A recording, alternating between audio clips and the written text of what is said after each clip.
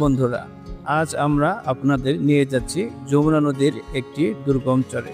চরটির নাম ডুবাইয়া চর। আমাদের সাথে আছে রহমান ভাই।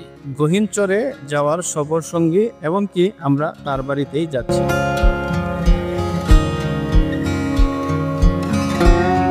এই ঘাটটি নিয়ম অনুসারে চলে, তাই আমাদের নৌকা আসতে একটু দেরি হচ্ছে।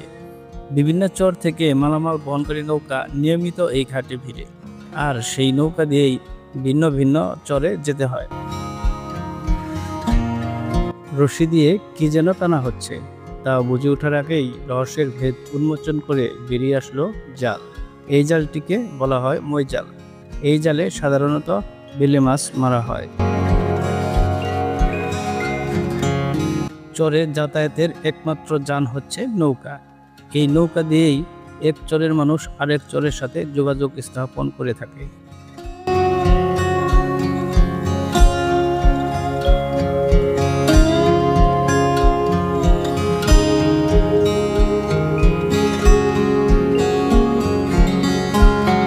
অবশেষে আমাদের নৌকা এসে পড়েছে। এখন আমরা যাচ্ছি ডুবাইয়া চরে। সাথে আছে রহমান ভাই। নদীতে নিয়মিত পানি বেড়ে চলেছে, তাই মানুষের যাতায়াতটা এখন একটু বেশি। এই পারের মানুষ ওপার যাওয়ার জন্য বসে আছে।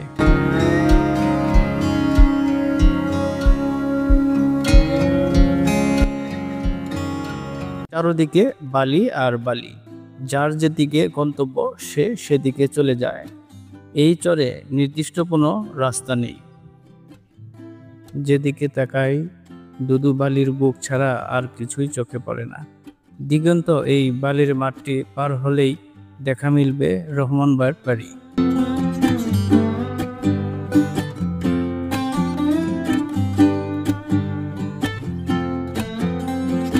অবশেষে রহমান ভাইয়ের বাড়ি আমাদের সামনে এসে দাঁড়িয়ে পড়ল। চরের এক একটি বাড়িকে ভাওর বলা হয়। এই চরে কতগুলো ভাওর আছে তা গুণে শেষ করা যাবে না।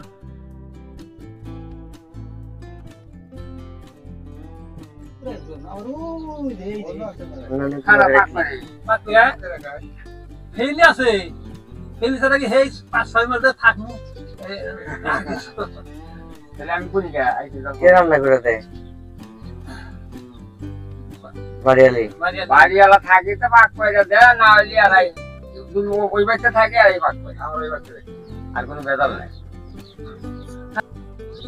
হাত ধরে নাকি? এই চরের মাটি বেলে দোআঁশ হয় বাদাম চাষের জন্য অত্যন্ত উপযোগী। এই চরের কৃষকরা তাই বাদাম চাষ করে থাকে।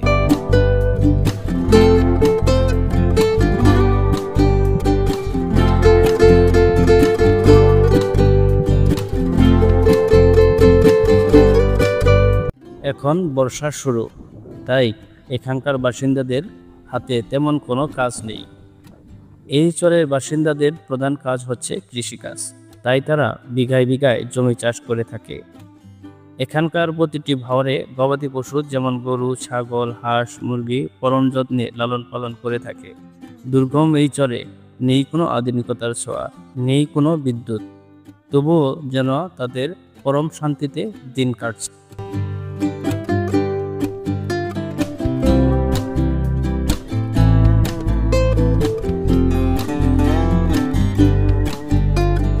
এই চরের নারী পুরুষ সমানে সমানে কাঁধে কাঁধ মিলিয়ে কাজ করে থাকে।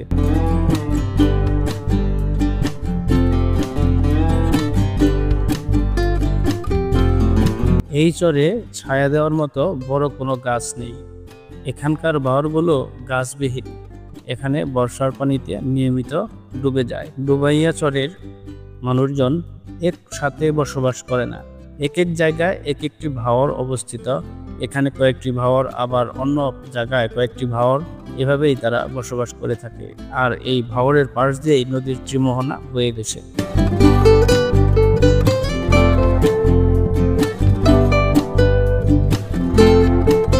এই চরটি দুই খণ্ডে বিভক্ত। চরের মাঝখান দিয়ে বয়ে গেছে প্রশস্ত একটি নদী। এই নদীর দুই পাশেই এই চরের মানুষজন বসবাস করে। চরটি খণ্ডাকারে বিভক্ত হলেও চারপাশ দিয়ে বয়ে গেছে নদী। প্রকৃতির কি নিদারুণ খেলা। সাদা বালির বুক, সবুজের চাদর মুড়ি দিয়ে প্রতি পরদে পরদে ছড়িয়ে আছে।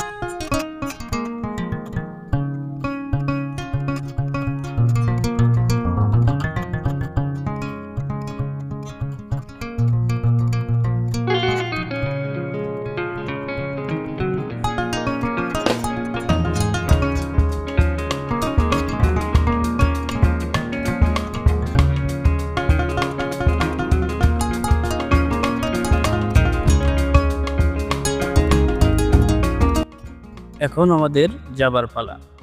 আমরা যাচ্ছি, আবার চরের মানুষজন আসছে। এভাবেই এই চরে যাওয়া আসা চলে সারা দিন। এখন আমরা চরের ঘাটে এসে পৌঁছালাম। এই ঘাট ধরেই আমাদের গন্তব্যে আমরা চলে যাব। আমাদের সাথে এই চরের মানুষজনও আছে, তারা ওই ঘাটে যাবে। সবাই ভালো থাকবেন, সুস্থ থাকবেন এই প্রত্যাশাই করি। আর অবশ্যই আমাদের চ্যানেলটি সাবস্ক্রাইব করবেন, কমেন্ট করে জানাবেন কোন ধরনের ভিডিও আপনারা দেখতে চান। আরও চরের ভিডিও যদি আপনারা পেতে চান তাহলে অবশ্যই আমাদেরকে কমেন্ট করে জানান। আল্লাহ হাফেজ।